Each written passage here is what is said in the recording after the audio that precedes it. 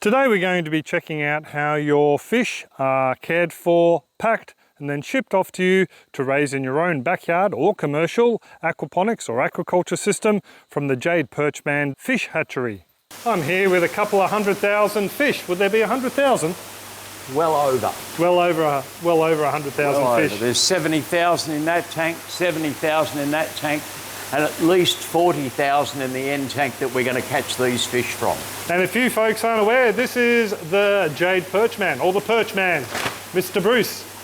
How are you, sir? Very well, thank you. I'm busy now. I have to catch some fish and put them in a bag for someone. Okay, well Oh wait, that's you. Yeah, I'm playing chauffeur today for a couple of hundred fish. Couple of hundred, is it? Yeah, a couple of hundred. Right. Yeah. We're at Bruce's jadeperch.com establishment, where he is spawning jade perch, growing them out in a very glary pond over there, and then raising up fry and fingerling in here for distribution all around the world.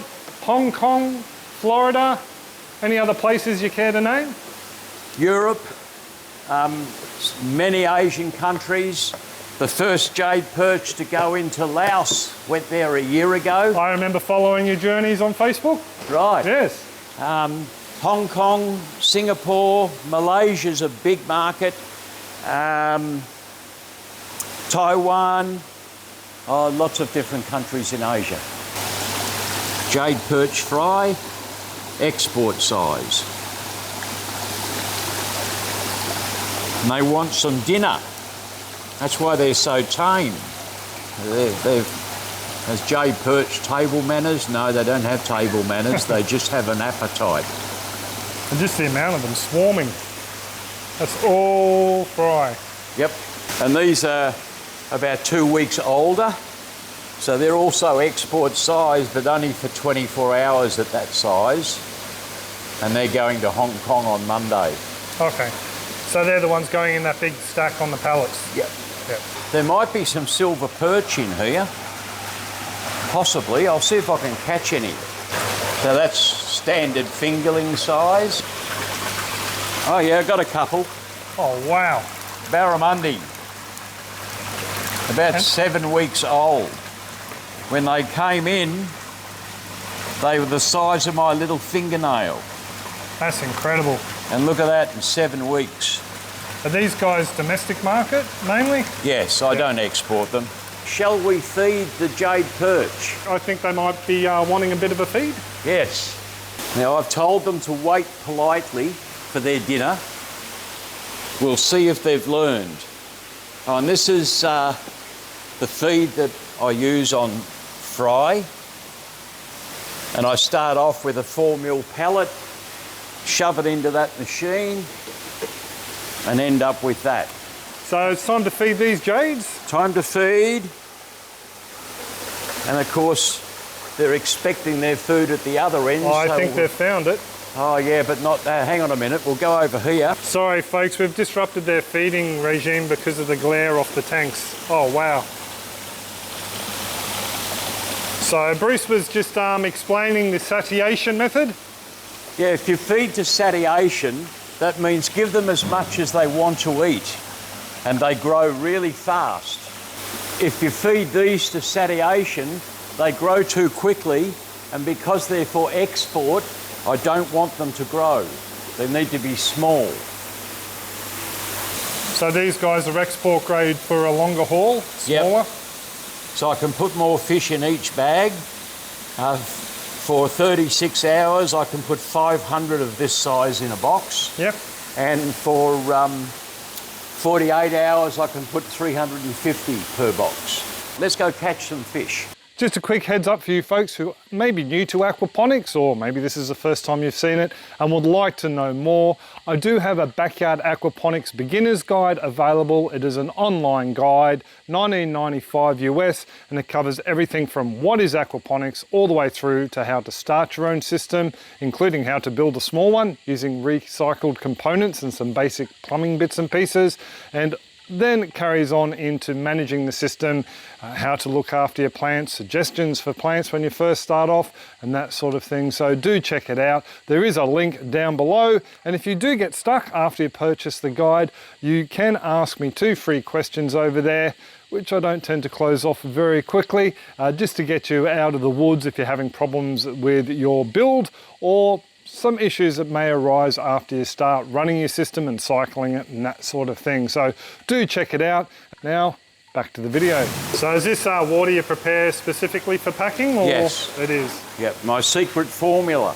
It has stuff in it that binds up the ammonia, obviously salt, the aspirin of aquaculture, and any fish farm, any hatchery not using salt when they pack fish needs to go get another job. Fair enough. There's also a mild tranquilizer in the water just to make the fish calm down a little bit. And the pH has been very carefully adjusted so that ammonia, even though there's ammonia binder in there, so the ammonia is in the non-toxic state. So the pH is below 7.2 when I start. The fish breathe, put CO2 in the water, the pH drops. And now the ammonia is in the form of ammonium, which is completely harmless to fish. And you were saying earlier you have different grades of fish due to where they have to travel to? Yeah, if it's a short trip, they can get slightly bigger fish. And what you're going to get now is slightly bigger fish because it's a very short trip. If it's a long trip, like to Florida, it's a good 48 hours from when the first bag of fish is packed out of the 60 boxes to when the last bag is unpacked in Florida. So smaller fish, smaller biomass. I think you might have a few problems trying to catch them, mate. They can be hard to catch. Yeah. See, look, I only got 4 or 5 that time. Yeah. Wet your net. Never use a dry net on fish. And don't catch too many fish. Don't be greedy. And then count.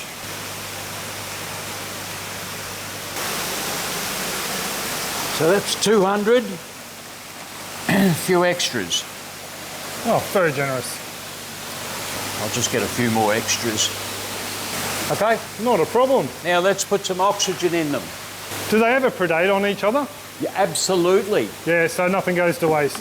Any jade perch that's sick or dying or dead will be completely consumed except for a few of the bigger bones. Oh, really? By Okay. the rest of the fish. Yep. And people say, oh, I put 200 fish in my aquaponics tank and I only got 116 back. Well, they don't see the dead ones. Yeah, okay. And they don't see the bones because they've been in there too long, everything just dissolves. Okay. In fact, on my website, there's a picture of me squeezing the small ones out of the belly of a bigger one. If you've got fish that size and fish that size, that fits in the mouth of that, and that's the last you'll see of it. No, they're actually like a magic trick, nothing up my sleeves. Where did the fish go? They're actually harvesting our fish. I gave him my fish when we moved. Yeah. So, yeah, I suggested maybe harvesting before we introduce these. Oh, you don't add them to the tank with big It's a fish. very expensive snack. Yep, they change their form. They go from being little fish into little bits of fish. Yeah. Is there any rhyme or reason to adding the oxygen in, or you've done so many thousands of bags, you just know? You really can't. Oh, you mean is there a trick to it? Yeah, or the volume of oxygen that you put in. Well, it's been the same for 40 or 50 years, so I can't remember why we arrived at that. But we do packing trials, so we know the biomass that we can put in a bag and how many hours it will survive. Okay. So the only trick is put your tube in the bag, squeeze the bag, stretch the bag, and then push down so the water comes up the tube there. Can you see that? Yes. Then choke it at the top. Okay. So when you let go, there's no atmospheric air in there and it's all pure oxygen. Not a problem. And I bubble the oxygen into the water, which raises the dissolved oxygen level in there to about 20 parts, maybe more, but at least 20 parts per million. Okay. And in water, the dissolved oxygen in a bucket of water at sea level at 25 degrees will stabilise at 8 parts. And when you've got lots of fish in tanks like we have here, the normal oxygen somewhere between 4 to 6, depending on how long it is since you fed them. Because when you feed them, it sucks oxygen out of the water. And they're quite happy, well, not quite happy, they will survive comfortably at DOs just below 2. But we try to keep it at least double that, minimum. And that's specific to Jade Perch though? No, just generally. Jade Perch, Silver Perch. Oh, okay. Yep. Make sure it fits in the box. And with that much oxygen in there, they will never run out of oxygen. They'll die from CO2 poisoning long before they run out of oxygen.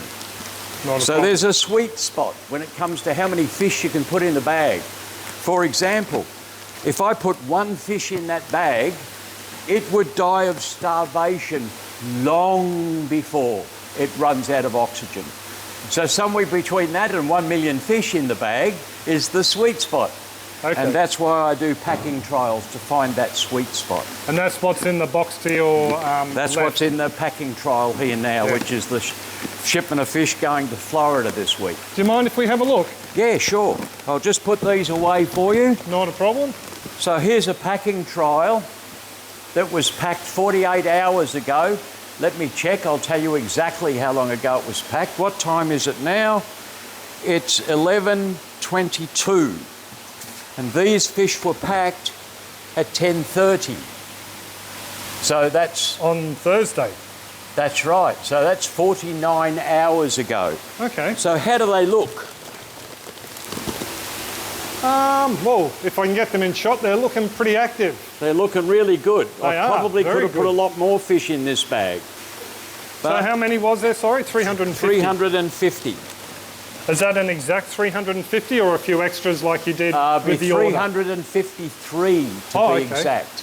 What I'm going to do now is prepare these fish to be released. Okay. If I release them straight into tank water that's got normal dissolved oxygen, say of 6 to 8, they'll go into shock and die.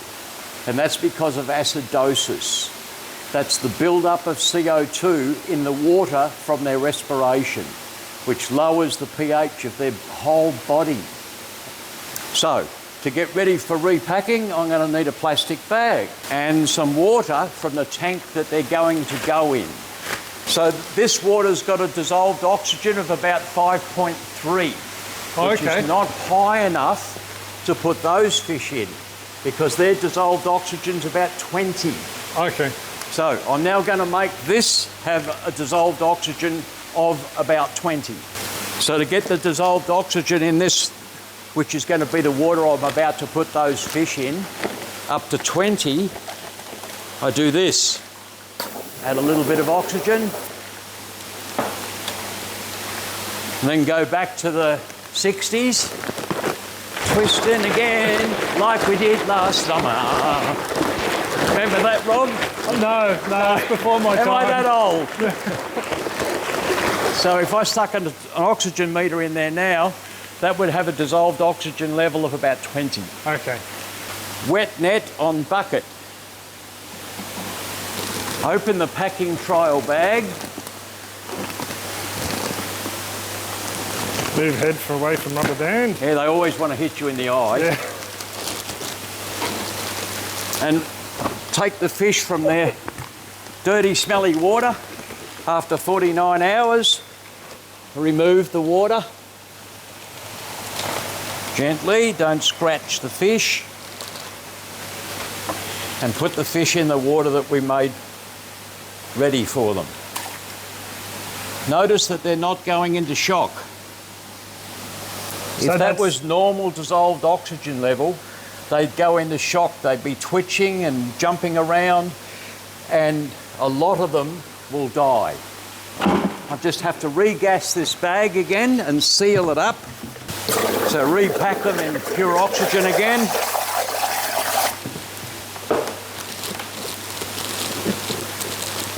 Note the time. So we know how long they've been in this new water. And notice they haven't gone into shock. They're just swimming around like nothing happened. But all that water that they were in with a high CO2 and low pH is gone. They're now back in the same water with high oxygen and 0 CO2. They'll stay in there for 1 hour.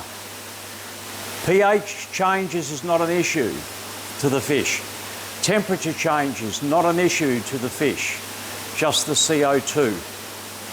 In an hour from now, I'll just open the bag and release them with the water in their new tank. So I hope you've enjoyed your visit today, Bob, certainly the have. bearded wonder. Now I've got to get on and pack all these fish for Hong Kong. Not a problem. Well, I suppose I should pretty much well leave you to it. And I hope all you folks out there who have watched this really do appreciate what goes into the spawning of the fish, which I showed in a previous video, all the way through to raising them and getting them ready in a state where they can survive for days on end before they're delivered to where they need to go.